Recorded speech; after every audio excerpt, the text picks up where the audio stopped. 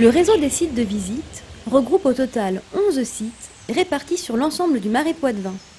Ces sites ont tous répondu à une démarche qualité et sont complémentaires car ils mettent en avant les différents patrimoines du Marais Poitevin. Naturels bien sûr, mais aussi culturels ou bâtis. Et grâce à un système de passeport, vous bénéficierez de tarifs réduits dès la visite d'un deuxième site.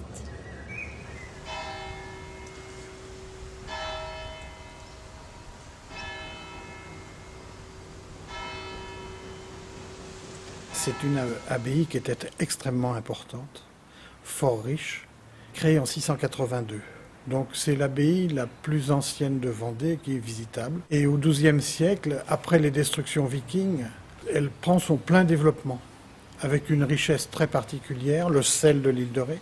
Elle est propriétaire de la moitié de l'île de Ré, et une nourriture très spéciale, les huîtres, qu'elle fournit aux autres abbayes. Évidemment, la richesse attire et on va la détruire lors des guerres de religion, et de sa destruction, elle ne se relève vraiment jamais, puisque 100 ans plus tard, on la reconstruit, mais pas totalement, et la Révolution arrive derrière ça.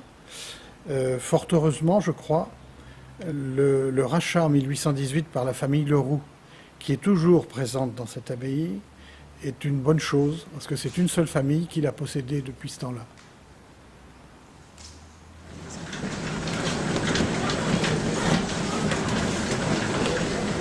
La maison de la Meunerie, c'est un site complexe et complet, puisqu'on a à la fois l'ancienne grange du meunier, son lieu de travail et son lieu de résidence. Alors le moulin est en activité, qui produit entre 80 et 90 tonnes de farine par an. Donc au tout début, il y avait de simples visites guidées, et puis maintenant, nous proposons des ateliers aux scolaires ainsi qu'aux groupes d'adultes. Donc ces ateliers sont multiples. Le plus important, c'est celui qui concerne le pain. Donc cette animation qui s'appelle du blé au pain, elle consiste à accueillir des enfants, à leur montrer comment on fait son propre pain et comment on le cuit à la manière ancienne dans un four. On a d'autres ateliers qui permettent aux enfants de découvrir qu'un moulin à eau, ça n'est pas juste une structure en pierre avec une roue à l'intérieur, mais qu'il y a des aménagements tout autour. Là, c'est la rivière Autise qui fait fonctionner le moulin. Mais il faut savoir qu'il y a des accessoires qui permettent au meunier de gérer en fait le débit de l'eau.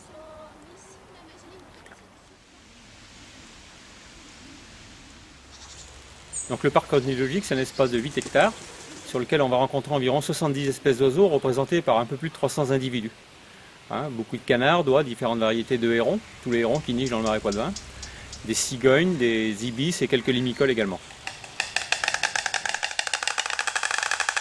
L'intérêt du parc, c'est de pouvoir voir en moins de 2 heures des espèces qu'il faudrait certainement plusieurs années pour rencontrer à l'état sauvage. On a par exemple les cygnes chanteurs qui ne viennent qu'exceptionnellement dans le Marais Poitevin quand il fera très très froid. On a l'ibis falcinelle qui n'est vu qu'à quelques fois dans l'année, Donc c'est difficile de pouvoir observer tous ces oiseaux-là dans la nature en si peu de temps.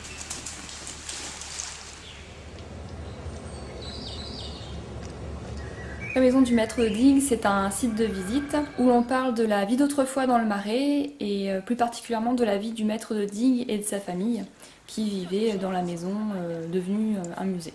Nous avons des expositions qui changent tous les ans ou tous les 2 ans, ça dépend. Et actuellement, c'est une exposition sur le thème des huttiers du Marais Poitevin. Donc les huttiers, c'était des habitants très modestes qui vivaient dans la partie marais mouillé du Marais Poitevin.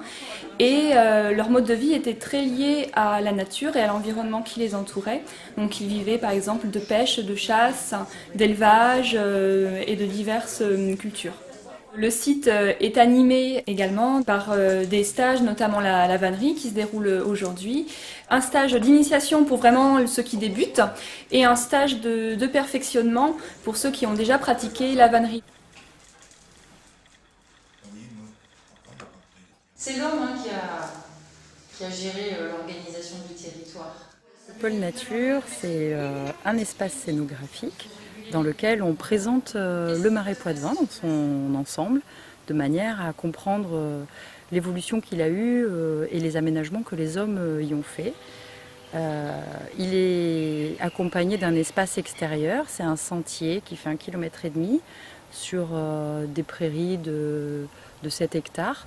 Et sur ce sentier, on trouve aussi une information sous forme de panneaux, très ludique parce que c'est mobile, manipulable, visuel, il y a des photographies.